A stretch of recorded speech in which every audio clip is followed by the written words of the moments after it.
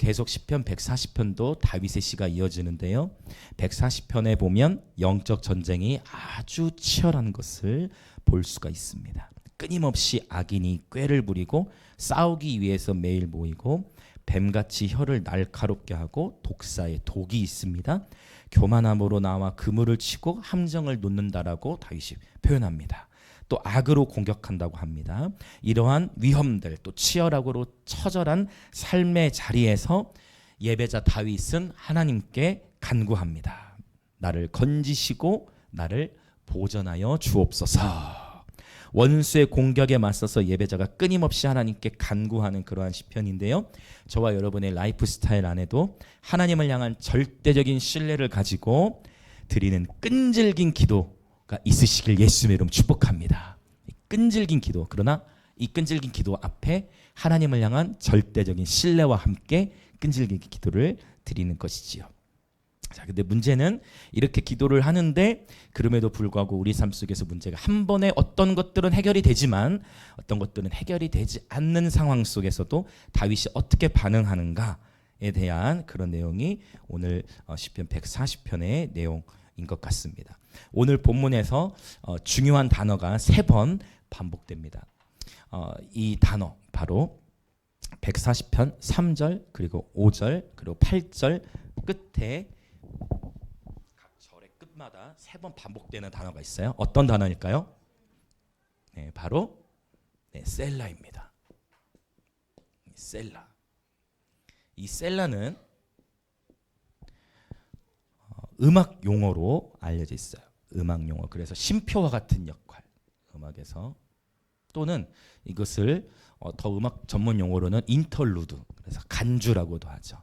노래와 노래 사이에 잠깐 쉬어주는 거예요. 네, 그래서 또 이것을 히브리어로는 어떤 의미도 지니고 있냐면 하나님의 임재 안에 쉬다. 쉼표의 의미처럼 하나님의 임재 안에 쉬다라는 그런 의미도 함께 포함되어져 있습니다. 그래서 이것은 이 셀라라는 것은 즉 우리의 일단 예배 안에서 지금 이제 음악 용어라고 제가 표현을 드렸는데요. 확실히 하나님께서는 음악을 통해서도 영광을 받으십니다. 물론 음악이 없어도 예배가 될 수 있어야 합니다. 다 아멘 되실 거예요. 음악이 없어도 하나님과의 관계 안에서 개인 예배가 되어져야 하는데요. 놀라운 것은 요한계시록 말씀에도 보면 천국에서 드려지는 예배 가운데서도 역시 음악이 있다라는 거. 더 구체적으로는 악기도 분명히 보여졌습니다. 요한은 그것을 봤죠. 그래서 저는 이 음악, 하나님은 음악을 좋아하시고 그러나 이 음악이 건강하게 표현되어야 하고, 그렇죠? 음악을 통해서 그 음악이 하나님을 찬양하는 도구로 쓸 때 그 음악의 가치가 더 확연하게 드러난다라고 생각이 되어집니다. 그런데 이 140편이 시편의 말씀, 이 140편이 굉장히 흥미롭게 또 구성이 되어져 있는데 몇 가지 단락들을 나눠보면 먼저 1절부터 3절 안에 1절부터 3절 전체가 23개 단어로 돼 있거든요. 히브리어로 23개의 단어로 돼 있고 이 단어 끝에 셀라를 붙여요. 그리고 1절부터 3절 그 다음에 또 셀라 나오기 전이 4절과 5절이죠. 네, 이 4, 5절도 히브리어 단어가 23개 들어있어요. 그리고 또 셀라가 나옵니다. 네, 그리고 또 6절부터 셀라가 그 다음 어디 있죠? 네, 8절 끝에 있죠. 6절부터 8절까지도 또 자, 여기 이 구절에서의 단어는요 24개 하나가 좀 추가가 됐어요. 24개의 단어로 표현이 되고 다시 9절부터 11절까지 보면 또 23개 단어로 맞춰 놓았고 12절 13절이 이제 결론이에요. 그래서 저는 이제 우리가 성경을 들여다보면서 이게 히브리어 단어 개수로 말하는 거, 한글 어절이 아니라 히브리어로 하나님은 다양하게 우리 가운데 말씀하시는데 예수님께서 특별히 이런 표현을 하셨죠. 한번 우리 따라해 보실까요? 말이 곧 영이다. 말이 곧 영이라고 했는데요. 하나님께서는 한 단어 하나하나에 모든 성경은 하나님의 감동으로 되었다라고 하는데 그 감동, 푸뉴마티쿠스 뭐냐면 호흡을 불어넣으셨다는. 그러니까 그래서 이 단어 하나하나에도 하나님이 그분이 숨을 내쉬듯 그분이 말씀하시고 그 말씀이 기록되었다라고 볼 수 있는데 하나님은 의도적으로 단어 개수도 맞춰 놓으신 것을 볼 수가 있어요. 자, 그래서 이렇게 오늘 절들을 나눠 볼 수가 있는데요. 그러면 먼저 1절부터 3절까지 한번 보도록 하겠습니다. 이 셀라가 오늘 시편에서 사실은 140편에서는 좀 핵심이에요. 자, 1절부터 3절을 먼저 읽겠습니다. 시작. 여호와여, 악인에게서 나를 건지시며 포악한 자에게서 나를 보전하소서. 그들이 마음속으로 악을 꾀하고 싸우기 위하여 매일 모이오며 뱀같이 그 혀를 날카롭게 하니 그 입술 아래에는 독사의 독이 있나이다. 셀라가 나왔습니다. 다윗이 하나님 앞에서 나를 건지시고 보전해 주십시오라고 기도하는데 끊임없이 영적 전쟁이 있는 것을 보게 되어져요. 특별히 뱀같이 그 혀를 날카롭게 하니 그 입술 아래는 독사의 독이 가득하다. 그래서 말이라는 것, 특별히 예레미야 9장에 보면 저들의 혀에는 죽이는 독이 가득하다, 독이 가득한 화살이다라는 표현이 있고, 이것을 우리가 에베소서 6장의 언어로 가서 보면 악한 자의 무엇을 막으라 했죠? 믿음의 방패로 악한 자의 불화살을 막으라고 했어요. 그래서 예레미야 9장에서 말하는 저들의 혀는 죽이는 독이 가득한 화살이다라는 이런 어떤 상징적인 언어가 예레미야와 이 에베소서가 연결이 되어지고 있는 건데, 결국 그 얘기는 뭐냐면 영적 전쟁이 우리의 생각 안에 머물고 있을 때는 내 스스로 그거를 쳐낼 수가 있는데, 이제 어떻게 되면 이 전쟁이 더 커진다는 거예요? 한번 일단 말로 표현이 되면 그 말은 주워 담을 수가 없기 때문에, 특별히 그래서 야고보서에서도 말을 주의하라고 하고, 에베소서에서 에베소 6장에서 이 영적 전쟁에 대한 이야기를 들어가기 전에 에베소서 4장과 5장에서 강조하는 것이 뭐냐면 결국은 말입니다.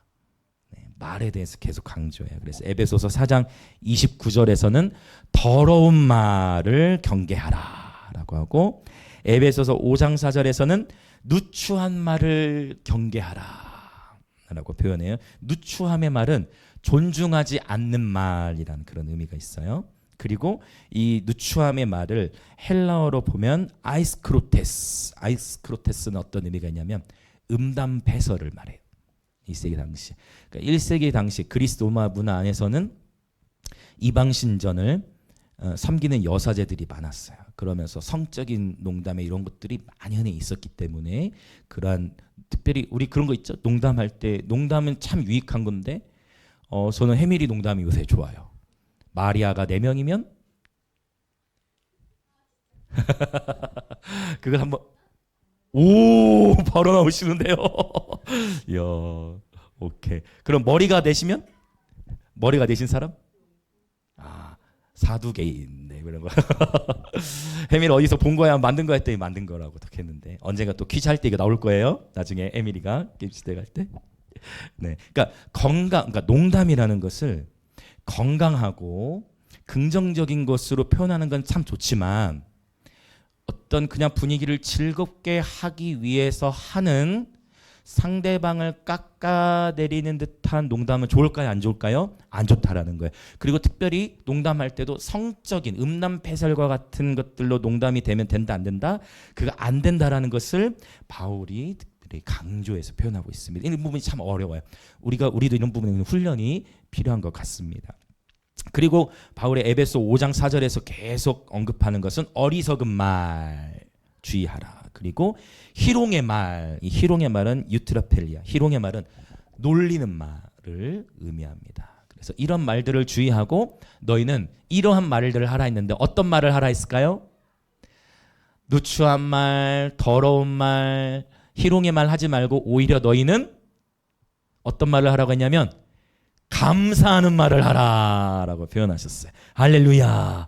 자, 주변에 계신 분들의 인사합시다. 감사하는 말을 넘치도록 합시다. 아멘. 아멘. 그 다음에 또 어떻게 표현을 하느냐? 너희는 더러운 말은 너희 입 밖에도 내지 말고 오직 덕이 되는 선한 말을 하라. 라고 표현하고 있어요. 할렐루야. 여기 이 선한 말 할 때 이 선한이라는 의미는 헬라로 아가토스라는 단어인데, 이 단어가 갈라디아서 5장에서 아가토시네, 바로 성령의 열매 가운데 양선의 열매예요. 그러니까 양선의 열매, 선한 양선의 열매가 맺힌 것을 어떻게 알 수 있냐면, 선한 말이 나오고 있다 하면 그 사람 안에 양선의 열매가 맺혀 있는 것이에요. 축복합니다.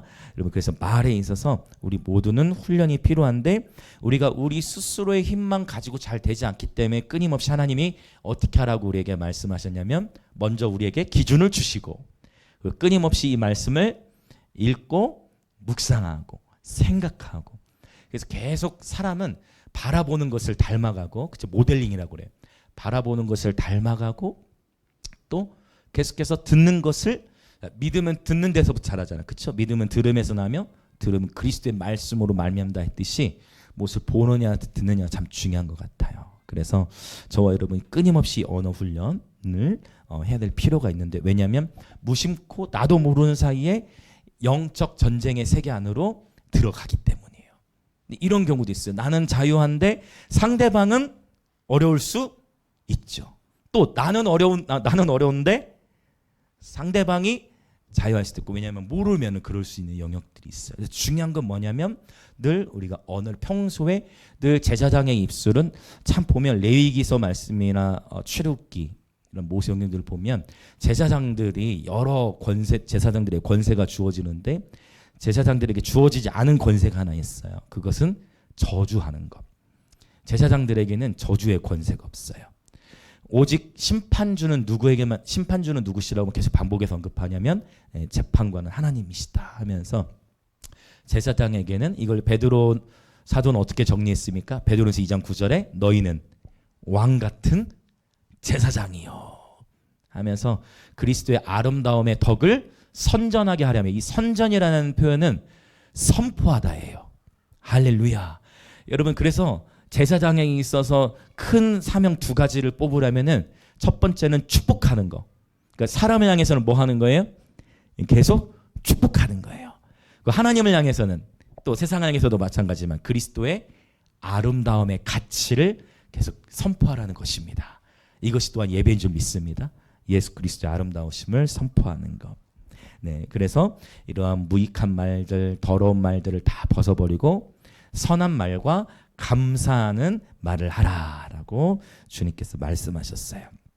그리고 우리는 알고 있습니다. 감사함으로 그분에 들어가며, 언제든지 감사하는 삶이 되어질 때, 사실은 감사하는 삶은 하나님의 뜻을 이루는 삶이라고 볼 수 있어요. 왜냐하면 데살로니가전서 5장에서 뭐라고 표현하십니까? 항상 기뻐하라, 쉬지 말고 기도하라, 그리고 범사에 감사하라. 이것이 그리스도 예수 안에서 너희를 향하신 하나님의 뜻이니라. 그러니까 하나님, 저는 제 인생을 향한 하나님의 뜻을 잘 모르겠어요 라고 생각이 들 수도 있지만, 지금 저와 여러분이 우리에게 주어진 일상 가운데서 비록 아픔이 있고 어려움이 있지만, 지금 저와 여러분의 입술의 고백, 또 마음에서부터 하나님께 대한 감사가 나오고 계시다면, 여러분, 우리는 하나님의 뜻을 이뤄가고 있는 것입니다. 아멘. 여러분, 축복합니다. 네, 범사에 감사하는 저 여러분 되기를 원합니다. 아멘. 자, 굉장히 공격이 거세요. 그러는 가운데에서 셀라하고 이 예배자가 잠시 멈춰서서, 이 셀라는 잠시 쉬는 거라고 했죠. 임재 안에 쉬는 거예요. 잠시 멈추고 주님을 바라보는 것입니다. 우리가 예배 시간에도 저희가 오늘 또 당연히 그랬지만, 찬양 가사를 다 같이 부르다가 중간중간에 음악, 이걸 인터루드, 음악이 연주가 되죠. 그럼 그때는 뭐 하는 시간일까요? 그때는 그냥 악기팀이 어떤 연주하나 그런 시간이 아니고, 바로 그 시간이 셀라 하는 시간이에요. 누가 이 셀라로 노래를 만들었으면 좋겠네. 셀라라는 제목으로. 그게 셀라 하는 시간이에요. 음악이 연주되고 있을 때 바로 그때는 우리가 주님의 얼굴을 바라보며 그분을 응시하는 그 순간인 것입니다. 우리의 수고를 잠시 쉬고 그분을 응시하는 것이죠. 그리고 시편에 약 71번 정도 이 셀라라는 단어가 언급됐는데 특별히 시편 3편이라든지 시편의 곳곳을 보면 셀라가 나온 이후에 단어들이 바뀌어요. 그래서 셀라가 나온 이후에 말씀 전개 흐름이 쫙 두려워하고 있다가 셀라가 나오면서 주는 나의 영광이요 이런 표현들이 막 시편에 나오고 시편에 71번 나오는데 하박국에도 딱 3번 나오거든요. 네, 시편과 하박국에만 셀라가 나오는데 하박국에서는 예배자가 온 땅에 그 하박국 3장 2절 3절에서도 나오는데 바로 좌절하고 있는 그 분위기 속에서 다시 셀라 한번 했다가 셀라 나오고 나서 주의 영광은 하늘을 덮었고 찬송은 세계에 가득하도다 이렇게 되는 거예요. 이 셀라의 찬양. 그래서 때로는 찬양을 우리가 막 힘있게 부르는 것도 찬양이 될 수 있지만 잠시 멈춰서 그분을 응시하는 것, 이것이 바로 셀라의 찬양이고 하나님은 이 셀라의 찬양을 통해서 우리 삶 가운데 관점의 변화를 일으키시고 하나님을 향한 굳건한 신뢰를 강화시켜 주신다는 것입니다. 자, 셀라 했어요. 근데 오늘 본문은 조금 달라요. 셀라를 했습니다. 그리고 고백이 이어집니다. 자, 4절부터 5절 또 읽겠습니다. 시작. 여호와여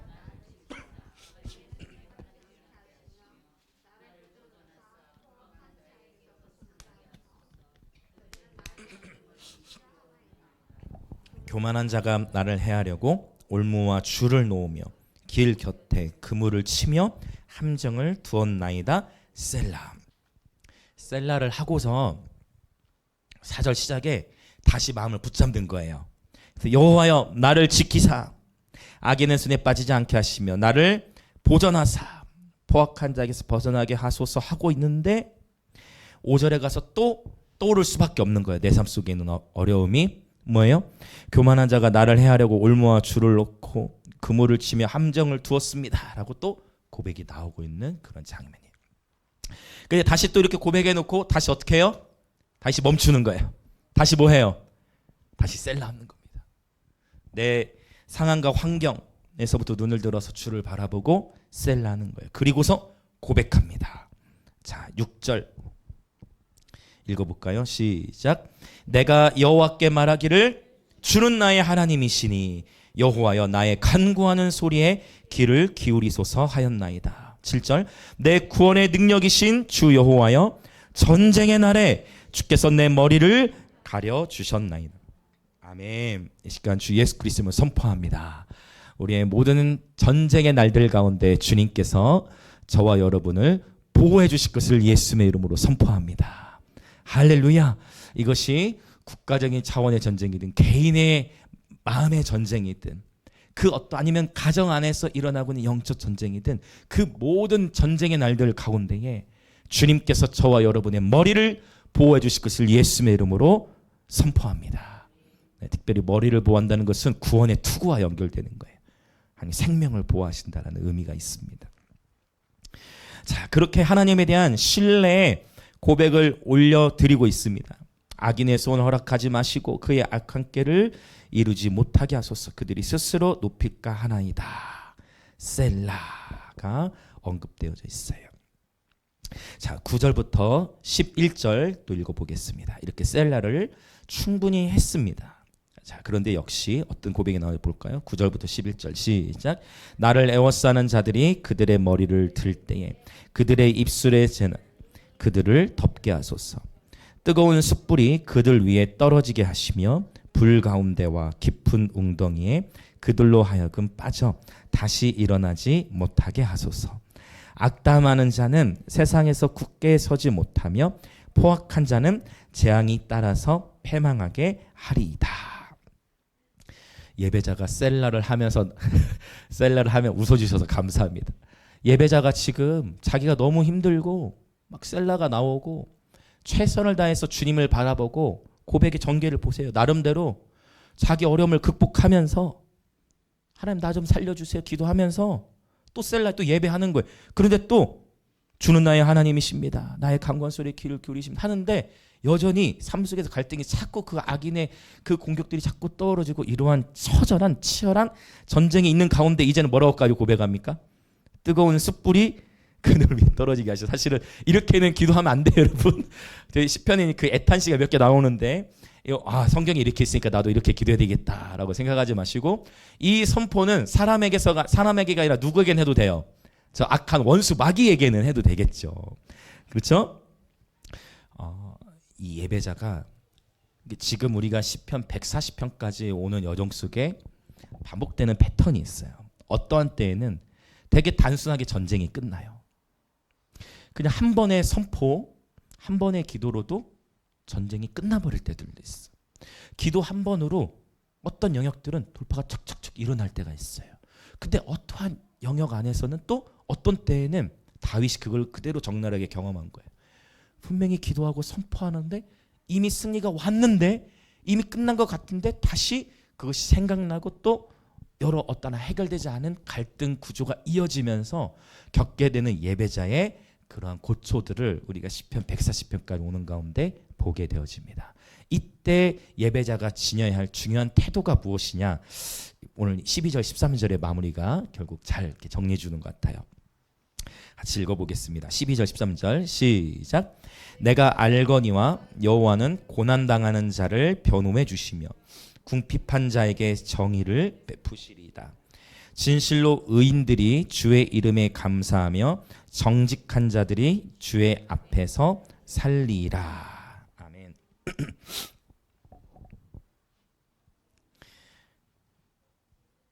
예배자의 인생, 저와 여러분의 인생 가운데에 반복되는 어떤 루틴들이 있는데요. 저와 여러분의 에베소서의 말씀에 보면, 물론 고린도 후서에도 표현이 되어 있는데 겉사람과 속사람에 대해서 구분을 해놨잖아요. 겉사람과 속사람을 구분해놨어요. 속사람을 먼저 적고,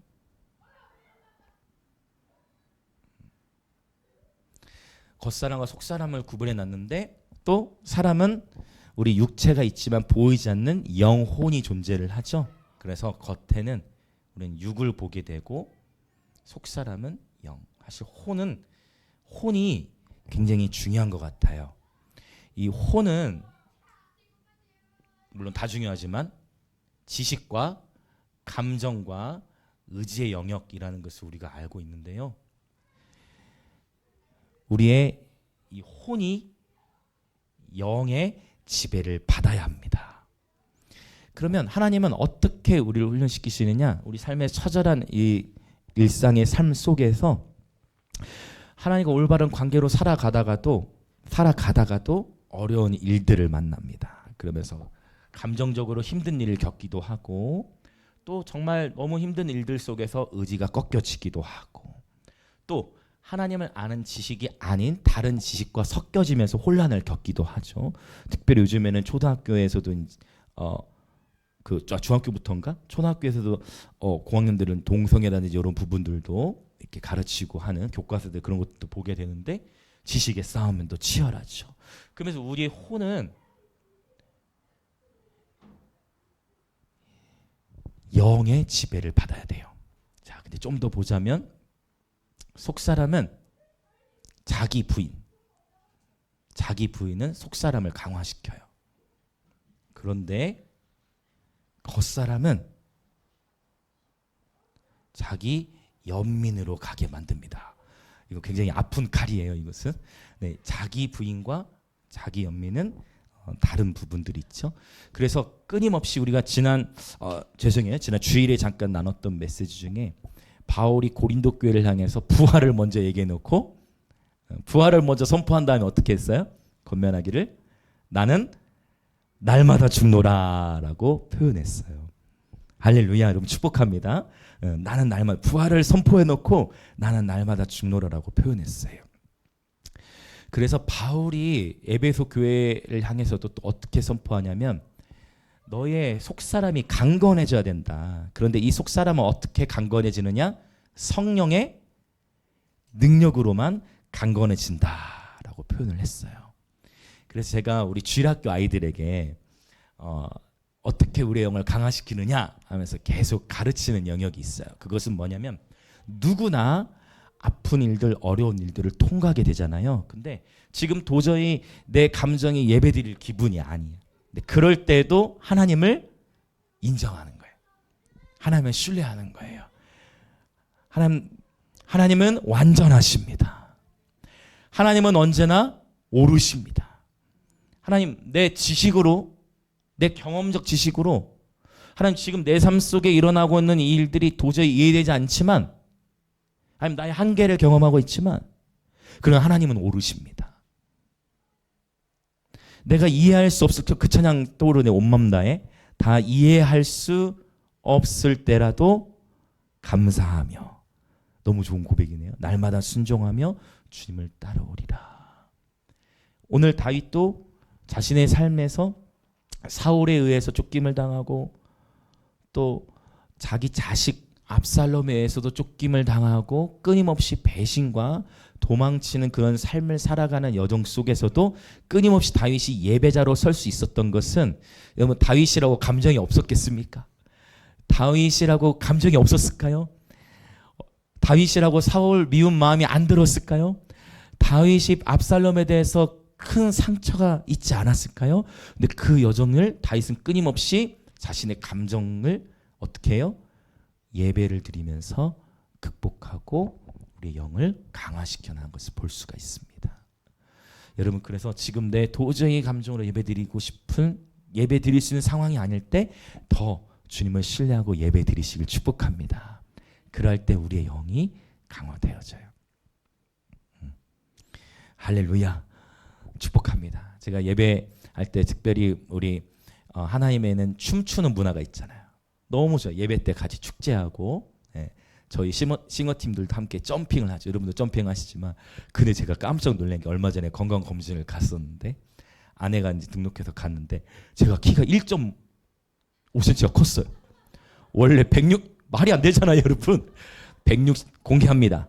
167.1이었어요. 근데 168.6이 됐어요. 지식으로 이해가 되세요? 저는 그래서 이거 앞으로 내가 설교할 때 자의적으로 좀 더 해야 되겠다. 우리 아이들 키 크려면 어떻게 해야 된다고 하죠? 뭐 해야 된다 하죠? 농구 해야 된다고 하잖아요. 근데 야, 내가 하나님 점핑하며 예배했더니 키가 1.5cm가 커버렸어요, 여러분. 할렐루야. 제가 갑자기 얘기해서 죄송해요. 갑자기 키가 컸어요. 제가 20대 뭐 중반까지 뭐 컸다 뭐 이런 얘기는 들어본 적은 있어요. 가끔 뭐 20살 넘어서도 뭐 큰다 이런 얘기를 들어본 적은 있지만, 네, 감사하게 이제 40을 앞두고 있는데 1.5cm가 건강검진에 딱 컸습니다. 이거는 하나님께서 이 예배 때 춤추며 예배하는 걸 더 전하라고 하나님이 키를 크게 해주셨구나. 그래서 하나님에게는 한계가 없으신 것 같아.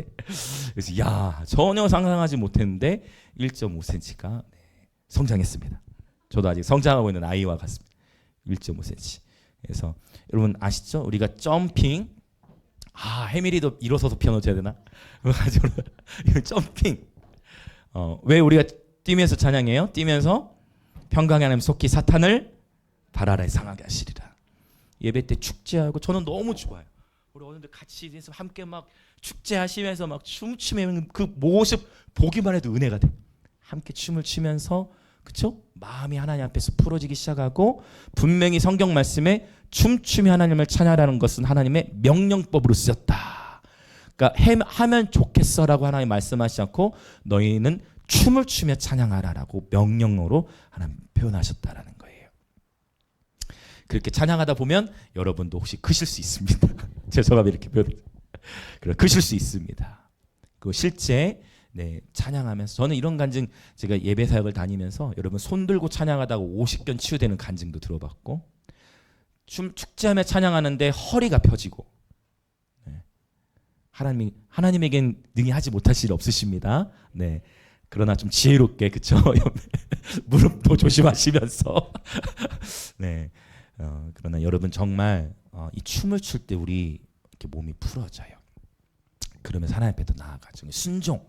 자, 지금 제가 이거 6 얘기하다가 6 얘기하다가 그랬는데, 춤을 추기 위해서는 자기 자신을 향한 부인이 또 필요한 것 같아요. 부끄러움을 극복해야 하고 민망함을 극복해야 하고 사람의 시선이 아닌 주님의 시선을 바라보며 예배 드려야 하는데 다윗이 그 길을 갔잖아요. 다윗의 아내가 항상 핍박은 어디서 와요? 사실 멀리 있는 사람이 뭐라고 하면 그게 별로 이렇게 뭐 별거 없어요. 데미지가 없어요. 근데 가까운 사람에게서부터 데미지가 오면 좀 이제 그죠, 그렇죠. 다윗이 예배를 막 드리는데 다윗의 아내 미갈이 다윗을 향해서 그렇죠. 민망해하고 그러나 다윗이 거기다 굴하지 않고 여기에는 타협이 없죠. 여기에는 타협하지 않았어. 다윗이 어떻게 해요? 내가 이보다 더 낮아진다 할지라도 나는 하나님을 찬양할 것이다 라고. 너무 좋은 것 같아요. 왕의 포지션에 갔음에도 불구하고 자신의 권위나 명예를 신경 쓰는 것이 아니라 하나님의 법궤가 드디어 이 다윗성에 오는구나라는 그 기쁨에 감격해서 춤을 추지 않을 수 없는 거죠. 사람의 시선을 수종드는 것이 아닌 하나님의 시선을 수종드는 예배자 다윗. 할렐루야. 그렇다고 해서 다윗의 삶에가 문제가 없지 않았다는 거예요. 분명히 그러한 예배자의 삶을 살았음에도 불구하고 이후에 또 압살롬으로부터 처절한, 어떻게 보면 사울로부터 쫓김을 받았던 것보다 더 큰 차원의 영적 전쟁을 뚫고 가야 되는 거예요. 그럼에도 불구하고 다윗이 하나님을 신뢰했습니다. 여러분 한번 이렇게 우리 옆에 계신 한번 고백했으면 좋겠습니다. 하나님은 언제나 오르십니다. 내가 다 이해할 수 없을 때라도 오르십니다. 아멘, 할렐루야. 그래서 내 감정, 혼이 이쪽으로 겉사람 쪽으로 달라붙는 게 아니라 영의 사람 쪽으로 계속 달라붙게 해야 되기 때문에 이때는 언제 결정이 되느냐, 바로 영적 전쟁의 시기 가운데에 정말 처절 때, 그 힘들 때, 그때가 바로 우리의 영을 강화시킬 수 있는 기회입니다. 할렐루야. 그래서 보민이도 전쟁이 치열해요. 분명히 6시 57분까지는 서려고 준비를 해왔단 말이에요. 그런데 아빠로부터 연락이 오면서 또 연습을 못 오게 되면서 그런 영역들. 그리고 자꾸 보민이가 한 예를 드는 거예요. 단순한 예를. 싱어 자리 서려고 하는데 서기 뭐 1분, 2분 전에 구토 증세가 막 나타나. 갑자기. 그래가지고 보민아, 저는 이때는 놓치지 않죠. 목사님들, 보민아 지금 이제 성경을 읽기 시작할 때가 됐나 보다. 그래서 바로 성경책 가지고 구입하고 하면서 이렇게 하나씩 이제 훈련해 나가는 건데, 그래서 정말 여러분 중요한 거는 저와 여러분의 어떠한 삶의 상황, 심지어 전쟁이 치열한 그런 상황 가운데 있을 때 더욱 하나님을 신뢰하시게 축복합니다. 그때는 사실 우리가 할 수 있는 게 없잖아요. 아버지 앞에 엎드리는 것과 같기. 그래서 뭐 하는 거예요? 셀라 하는 거예요. 주님을 바라보는 거예요. 오늘 이 13절 진실로 의인들이 주의 이름에 감사하며, 여기 감사하다는 야다, 이 야다는 손을 들고 찬양하다라는 그런 의미예요. 의인들이 주의 이름에 감사하며, 이 마지막 문장이 참 좋은 것 같아요. 정직한 자들이 주의 앞에서 살리이다. 정직한 자들이 주의 앞에서 살리이다라고 되어 있는데요. 이것이 히브리어 문장으로 보면 예슈브, 예샤림 에츠 파네이카. 이건 뭐냐면, 좀 더 히브리어 문장으로 보자면 정직한 자들이 주의 얼굴 앞에서 살 것입니다 라는 그런 표현입니다. 주의 임재 앞에서, 주의 얼굴 앞에서라는 그런 표현이에요. 근데 흥미롭게도 주의 얼굴 앞에서 사는 것, 주의 임재 앞에서 사는 자들, 어떤 자들이라고요? 이게 중요해요. 이게 오늘 또 포인트예요. 아무것도 아닌 것 같지만 이게 정말 중요해요. 자, 어떠한 자들이 주의 임재 앞에서 살게 될 것이다? 정직한 자들.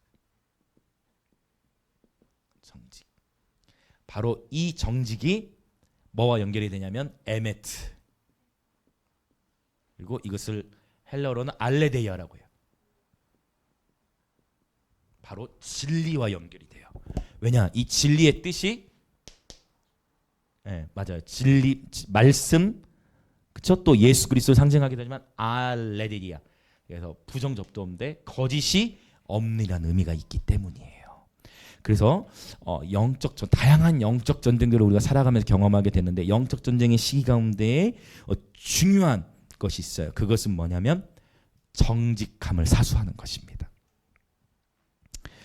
만약 전쟁의 시기 가운데 거짓이 흐르기 시작하면 그 전쟁은 걷잡을 수 없이 더 커지게 됩니다.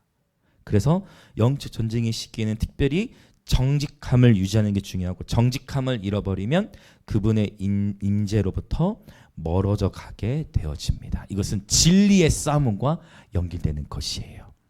그래서 저희 주일학교 아이들에게도 계속 가르치고 아이들이 지금 요한계시록도 암송하거든요. 요한계시록을 암송하다 보면 이제 나중에 21장, 22장 이런 데 가면 뭐에 부딪히게 되느냐? 요한계시록에. 분명히 하나님 나라를 계속 보여주는데 거짓말하는 자는 천국에 갈 수 없나니라는 표현이 진짜예요. 그렇죠? 그 막 영광스러운 막 성경의 본문 지금 막 하나님의 영광을 얘기하고 놀라운 막 하나님의 권세를 얘기하고 있는데 거기에 거짓말하는 자들은 천국에 하나님 나라에 들어갈 수 없다는 표현을 3번이나 성경에서 가장 마지막에 21장, 22장에 기록되어 있어요. 왜 이게 진짜 이 정직은 굉장히 중요해요. 특별히 거짓말에 대해서는 저도 아이들을 교육할 때 이 영역은 예심이가 3살 때 그때 그 기억이 납니다. 그래서 그때부터 교육을 해가지고 저희는 아이들하고 약속을 했어요. 저희만의 약속이에요. 거짓말을 하면 50대다. 제가 굉장히 순해 보이잖아요. 저 아주 순한 사람 맞습니다. 그러나 약속이다. 내 감정으로 너희들을 혼내지 않는다. 그러나 거짓말에 있어서는 왜냐하면 천국의 문제다 이렇게 생각하면서 말씀이 있다. 해가지고 애들하고 약속을 했어요. 네, 그렇게 하면서 아이들하고 그 규칙을 정해놓고 하는데 왜 거짓이 없어야 되냐면 거짓이 들어가면 순교가 안 일어나요. 이해되시나요? 거짓이 들어가면 순교가 없어져요. 즉 이해되시죠? 만약 당신 예수를 믿을 거예요, 안 믿으면 죽습니다 했을 때 그 순간의 상황을 살기 위해서 거짓을 할 수 있잖아요. 그러면 순교가 안 일어나잖아요. 근데 순교의 영광이 일어나려면 반드시 이해되시죠? 그러니까 이게 굉장히 작은 문제 같지만 뭐와 연결된다? 에메트 알레리아, 진리의 싸움이라는 거예요. 그 우리가 사실은 일터에서도 마찬가지고 학교 시험도 마찬가지죠. 정직, 컨닝이라는 이런 부분도 그러니까 아이들을 계속 가르쳐가면서 지금 저희 주일학교 때 다 얘기합니다. 오픈하고 진짜 중요해요. 정직함, 삶의 라이프 스타일 안에 이 정직함이 깨지면 겪지 않아도 될 영적 전쟁들을 더 많이 치르게 돼요. 그 우리 아이들도 보통 거짓말을 언제 하게 됩니까? 언제 정직하지 못하게 되죠? 언제 거짓말하게 되냐면 혼날 것에 대한 두려움이잖아요. 그렇죠? 내가 이것을 오픈했을 때 그것으로 인해서 더 받게 될 벌에 대한 두려움이 있는데 여러분 받게 될 벌에 대한 두려움보다 정직하지 못했을 때 더 체벌을 강화시키는 것에 저는 한 표. 네. 놀라운 역사가 이쪽에서 일어나는 것 같습니다. 아들들 네. 재밌게 놀고 있나 봅니다. 어떤 말이 이해되시나요? 체벌을 잘못한 것으로 혼내는 것보다 정직하지 못한 것에 있어서의 혼내는 패턴으로 되는 것이 저에게는 굉장히 의미가 있었던 것 같아요. 그래서 예심이도 3살 때 거짓말 잡았어요. 네, 그래서 굉장히 중요해요. 라이프 스타일을 끊임없이 정직.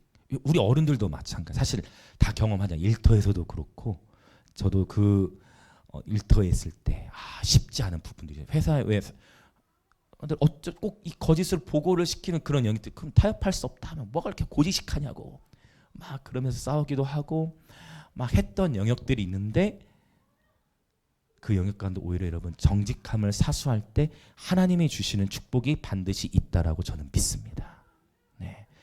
여러분 꼭 기억하십시오. 영적 전쟁. 그래서 혹시 오늘 이 부분을 좀 강조하게 되어졌는데 여러 영적 전쟁 가운데에 그러고 보면 다윗도 정직하지 못했기 때문에 대가를 치러야 했던 영적 전쟁이 있었죠. 맞습니까? 언제가 있었죠? 다윗이 크게 정직하지 못했던 때가 있었는데 충성스러운 부하 우리아를요. 다윗 그 사울에게 쫓겨나왔을 때도 그렇게 예배했던 그 다윗조차 자신의 지은 죄가 들통날까봐 제발 네 아내랑 좀 잘하는데 너무 충성스러우니까 다윗 왕이셔 지금 이 전쟁 상황에 제가 어떻게 집을 갑니까? 라고 했을 때 그때 다윗이 좀 더 정직하게 반응할 수 있었을 건데 다윗이 그때 어떻게 했습니까? 다윗이 속이죠. 어떻게 해요? 그 편지를 요압을 통해서 편지를 전달해. 우리아를 그래서 어떻게 해요? 일부러 전쟁터에 죽게 만드는 다윗도 이 영역에서 자 그렇다고 본다면 다윗도 정직에 대한 이 고백들을 하는데 그러니까 바울은 정죄감과 많이 싸웠어요. 왜요? 바울이 예수님 믿기 전에 예수 믿는 사람들을 많이 죽였잖아. 핍박하고 죽였어요. 그러니까 바울이 그 처절한 싸움이 로마서 6장 7장에 나오다가 8장에서 뭐라고 선언해요?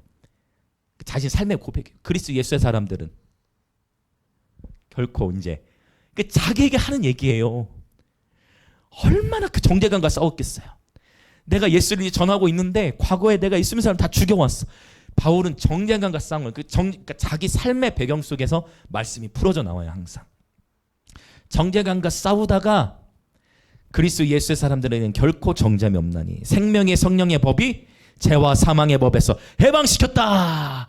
6장 7장에 바울이 오라 나는 공고한 사람이로다 죄로 인해 막 씨름하는 거 얼마나 그 정죄감이 들었게 자기 스스로가 그 8장에서 다 선포하죠. 그 다윗도 여러분 시편 다윗의 시를 쭉 지금 140편까지 왔는데 쭉 보시면 다윗이 은근히 정직에 대해서 많이 얘기해요. 여호와의 산에 오르는 것도 영적으로만 표현하지 않고 손이 깨끗하며 마음이 청결한 자, 정직한 자에 대한 언급이 시편에서 많이 언급되는 거 보게 됩니다. 여러분 축복합니다. 영적 전쟁, 특별히 전쟁이 극심한 시기다 하면 바로 어떤 일 있어도 정직함을 사수하시고 단 지혜는 필요해요. 굳이 말하지 않아도 될 것을 그러니까 거짓말과 이거를 여러분 이것을 분별할 수 있는 영적 감각 우리말로 하면 센스겠죠? 영적 감각이 깨어나시길 예수님은 축복합니다. 그러니까 이거 이해되십니까? 그러니까 거짓말은 하면 안 되는데 굳이 안 해도 될 말을 해서 더 전쟁이 심화되는 경우도 있다. 여기에는 우리 모두에게 하나님의 지혜가 필요해요. 그래서 이제 시편이 끝나면 이제 지혜서 잠언으로 목요 예배 때는 또 이제 하나하나씩 살펴보려 삶의 지혜를 나누려고 하는데요. 그래서 전쟁에 영적 전쟁에 있어서 제가 종종 나누는 표현이 사탄아 떠나가라라고 대적 기도를 하기 전에 뭐부터 해야 된다 했어요? 회개가 먼저예요. 나를 괴롭히는 원수야 사탄아 가 하면 예수님의 이름으로 가 하면 예수의 이름의 권세 때문에 가는 척해도 또 어떻게 한다? 다시 와요. 사탄아 제발 싫어 가라고 한다고 해서 사탄이 가는 게 아니고 자연적으로 저와 여러분의 심령이 거룩함과 정결함이 깨어있고 할렐루야 그렇게 우리의 마음 안에 용서하고 그 축복하고 우리 마음을 지킬 때 그때 어둠의 세력들은 떠나가게 되어져 있습니다. 이 한 말씀 보고 같이 기도하면 좋겠습니다. 우리 베드로전서 같이 우리 기도할 준비합시다. 베드로전서 5장 8절을 먼저 읽고 6절 7절을 읽겠습니다. 베드로전서 5장 8절부터 읽겠습니다. 같이 시작.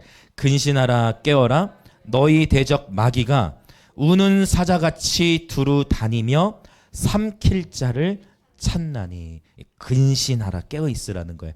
왜냐하면 마귀가 우는 사자처럼 삼키는 택하신 자들도 미혹하려 한다는 거예요. 근데 이러할 때 이제 6절 7절을 같이 읽겠습니다. 시작. 그러므로 하나님의 능하신 손 아래에서 겸손하라. 때가 되면 너희를 높이시리라. 너희 염려를 다 주께 맡기라. 이는 그가 너희를 돌보심이라. 할렐루야. 여러분, 하나님께서 저와 여러분을 섬세하게 돌보신다고 말씀하셨어요. 아멘. 우리를 섬세하게 돌보세요. 근데 우리가 해야 될 일은 근신하고 깨어 있어야 하는데요, 중요한 것은 하나님의 능하신 손 아래에서 먼저 겸손하는 것. 그 때가 되면 너희를 높이시리라 라고 말씀하셨어요. 자, 우리 한 군데만 더 봅시다. 이와 비슷한 맥락의 말씀인데 야고보서 4장, 야고보서 4장 7절, 4장 7절, 사실 6절, 7절, 8절 이게 다 베드로전서 아까 5장과 굉장히 연결되는데요. 자, 야고보서 4장 7절만 읽어보겠습니다. 시작. 그런즉 너희는 하나님께 복종할지어다. 마귀를 대적하라. 그리하면 너희를 피하리라. 이 말씀도 의미가 있는 것 같아요. 왜냐하면 마귀를 대적하기 전에 뭐가 먼저예요? 하나님께 복종하라. 이게 먼저입니다. 할렐루야. 맞죠? 마귀를 대적하면 피하는데, 근데 마귀를 대적하기 전에 먼저 해야 될 게 뭐냐면 하나님께 복종. 그래서 하나님께 내가 순종이 되지 못했던 영역을 먼저 뭐 해야 돼요? 회개하고 그리고서 대적하는 거예요. 많은 경우에 대적하지 않아도 회개만 해도 떠나가요. 할렐루야. 어떤 의미 이해되시죠? 굳이 사탄향에 대적하지 않아도 예배하고 말씀으로 기도하고 회개하고 정직하게 살아가면 어둠의 권세는 떠나갑니다. 아멘. 그래서 죄로 인한 고난은 받지 않으시길 축복합니다. 부르심으로 인한 고난은 피할 수가 없거든요. 하나님께서 어떤 한 사람을 사용하시기 위해 그의 그릇을 넓히시기 위해서 연단하시는 이 연단이라는 것은 피할 수가 없어요. 근데 죄로 인한 고난은 피하시길 축복합니다. 다윗도 그걸 겪어야 했어요.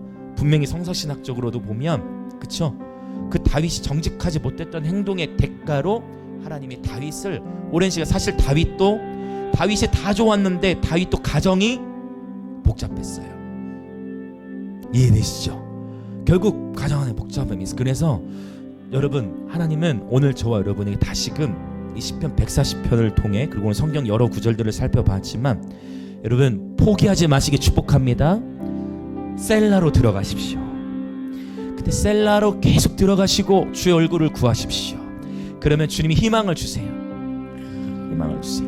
근데 물론 셀라하고서도 여전히 삶의 자리로 가보면 해결해야 할, 뚫고 나가야 할 수많은 문제들과 갈등들이 있겠죠.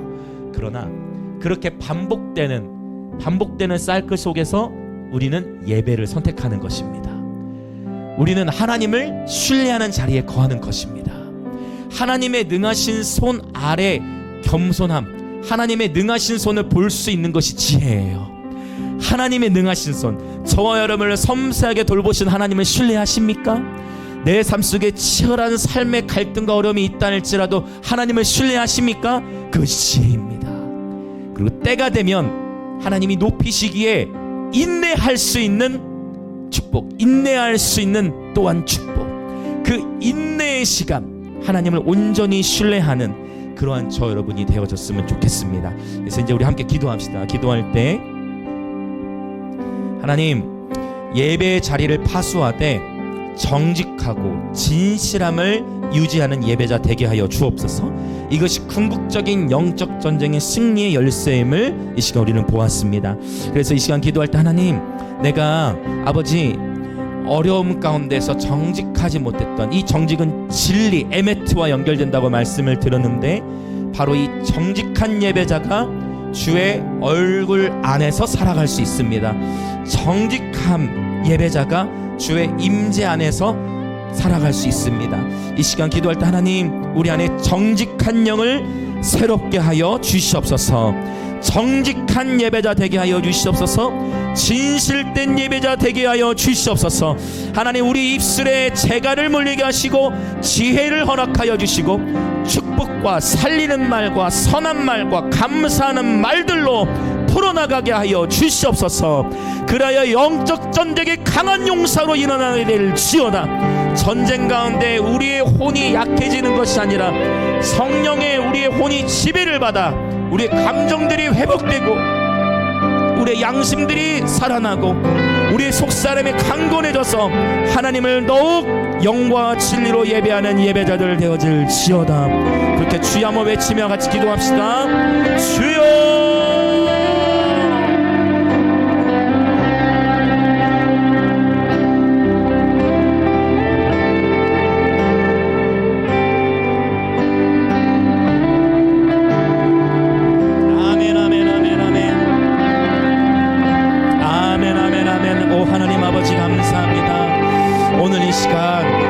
기도하는 것은 우리가 신앙생활을 한다 하면서 평소에 잘 생각하지 못했던 이 정직에 대한 부분, 하나님 우리가 신앙생활을 한다 하면서 이 진실, 에메트, 이것은 진리의 싸움인데 하나님 우리가 신앙생활 한다 하면서 하나님 우리가 놓치고 있는 우리의 삶의 자리에 잘못된 습관들, 혹시 우리가 정직하지 못했던, 어쩌면 아무도 모르지만 하나님 앞에서 정직하지 못했던 것이 있다면 하나님 이 시간 회개합니다. 정직한 영을 새롭게 하여 주시옵소서. 진실하게 하시고 거짓이 없게 하시고, 하나님 실수해도 괜찮고 때로는 죄 가운데 넘어져도 괜찮으나 그것보다 더 무서운 것은 사실 다윗도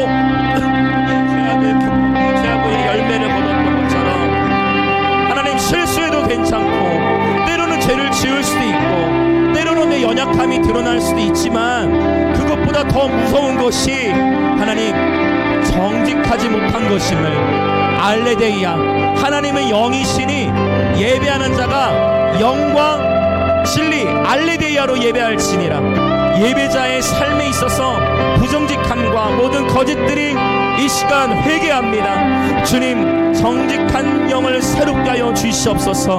오늘 모든 예배자들의 심령 가운데에 이 시간 예수 그리스도의 보혈을 의지하여 회개함으로 말미암아 자유함이 있을지어다. 정직한 영을 새롭게 하여 주옵소서. 정직한 영을 새롭게 하여 주옵소서. 우리가 일상의 삶에서 놓치고 있는, 그러나 어쩌면 이 일상의 삶에서 진정한 영성의 깊이가 결정되어지는, 오 하나님 정직한 예배자, 진실된 예배자, 순수한 예배자 되게 하여 주시옵소서. 하나님 정직함이 세워지지 않으면 순교가 일어날 수 없음을, 진실함이 세워지지 않으면 우리 안에 자기 부인이 일어날 수 없음을, 하나님 진정한 자기 부인 예수 그리스도의 십자가를 따라가는, 오직 그러나 이것이 나의 힘과 능으로는 될 수 없기에 철저히 성령님만을 의지하오니 오직 성령의 능력으로 말미암아 우리들의 속사람을 능력으로 강건케 하여 주시옵소서. 오 성령님 새롭게 하여 주시옵소서. 그리하여 정직한 예배자들의 심령에 내어 셀라 셀라 셀라, 때마다 내게로부터, 내 문제로부터 눈을 들어 예수님을 바라보게 하시고, 셀라 셀라 셀라, 내 상황과 아픔 속에 눈을 들어 주님을 바라보게 하여 주옵소서. 멈추어 서서 예수님을 바라보게 하여 주옵소서.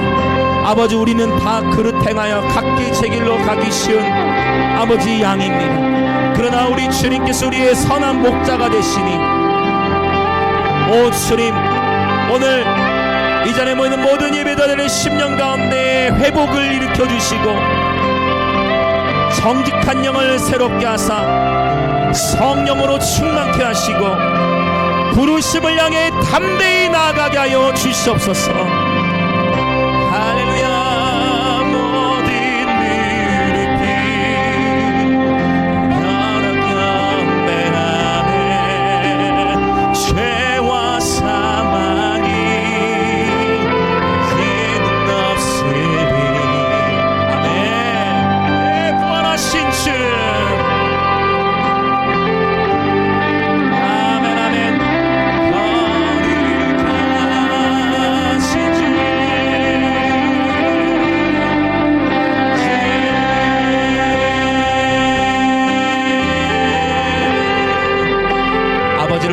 신뢰합니다. 예수 그리스도를 온전히 신뢰합니다. 주님의 말씀 앞에서 정직한 예배자들 되게 하시고, 우리는 모두 다 연약합니다. 우리는 모두 다 실수투성입니다.